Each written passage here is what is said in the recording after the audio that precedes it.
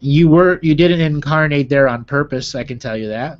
That you were brought there by the sacred geometry system to make sure that you didn't connect to ancestors or advanced personalities that would lead you into a ceremonial life right at your birth.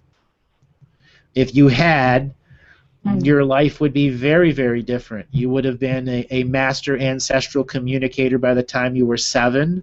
By the time you were 13 or 14, you would have been a master astral communicator, both living and dead. By the time you were 15 or 16, you would have been part of a dreamtime society in which you lived many dreaming worlds simultaneously. Because that's your purpose this lifetime, is to be a multidimensional, multifunctional being of light in all dimensions and time streams, connected as an I am presence, and not disconnected in this world of separation. You're a divinity path being, and that means you have a divinity path life ahead of you when you accept it into your sovereign soul.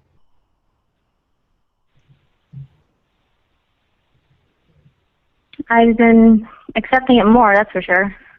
I'm going to let you in on a little something. In 20 years of doing this, I've only met maybe 13 divinity path souls this lifetime. That's how rare they are. I've never had an actual divinity path living soul as the I am presence on a radio show either. And when I saw you send your little thing in and I read it and I'm like, divinity path soul, I had been literally waiting for this 20 years for one to come on air in awareness or unawareness of how incredible of a lifetime that you could have if you can just break through the barrier of the fraud belief system you've inherited and see that there's a whole new belief system that your light body frequency has that's willing to co-create with you a way to deprogram this fraud reality. So abundance is here, and it's never going to be a fraud reality again for you. I feel that. Am I living in a no-time zone? No, you naturally create your own no-time frequency when you go through Kundalini raises. When your Kundalini raises a peak, whether you're having sexual encounters or not, it still reaches a peak every 90 days, and then you're going to have your no-time experiences based off of that.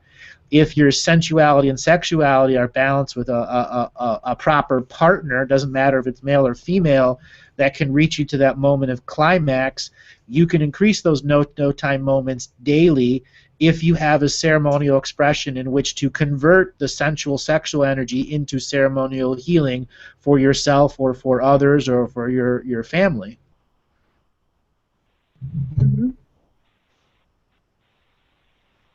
Cool. Wow,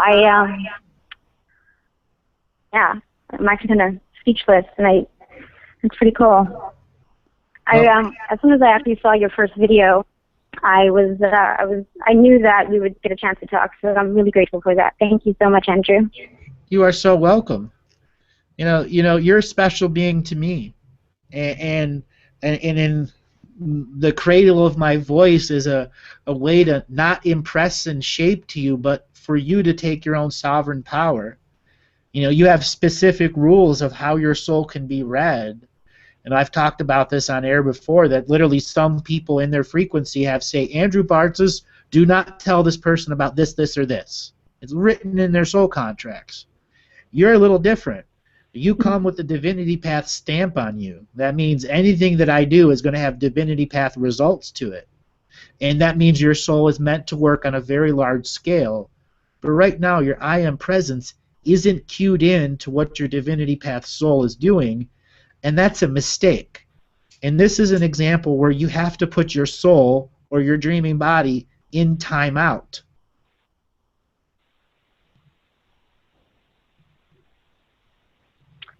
How do I do that? That's an individual expression. I can give you ideas that before you go to sleep, you say in contract revocation style that this sleep is the I am presence's sleep. You are to create and only co-create with this I am presence to get deep relaxation and hibernation. All other dreaming missions are put on hold in time and no time. as I begin to receive the synopsis of what all other bodies are doing that are in the benefit of this I am presence. So I am no longer in unawareness. To begin to say, to use the words, I am now auditing all of my experiential bodies for whatever they're doing on all dimensions and time streams, and I'm sharing this audit with my spiritual court of equity, which is all of my ancestors, to find out if you have a rogue blue body off doing something that's creating karma for you in the future, which you do have. That's because you live in the sacred geometry city of Los Angeles and all the suburbs around it.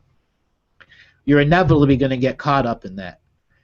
It is definitely time for you to get out of LA. I'll tell you that.